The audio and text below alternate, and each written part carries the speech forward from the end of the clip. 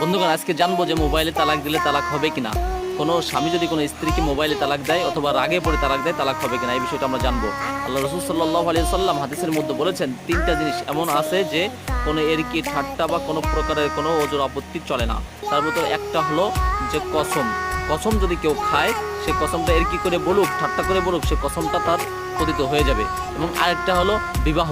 কেউ যদি এরকি করে রাগ করে বলে যে আমার মেয়েকে তোমার সাথে বিবাহ দিলাম, আর সে যদি কবুল বলে আশেপাশে চারজন সাক্ষী থেকে, অটোমেটিক বিবাহ হয়ে যাবে। এটা কোনো ঠাট্টা বা এরকি রহস্য এগুলো বোঝে না, এই জন্য সাবধান। 3 নম্বর হলো তালাক। এই তালাকটা কোনো এরকি রহস্য, ঠাট্টা, কোনো প্রকার বিদ্রোহ এগুলো মানায় না।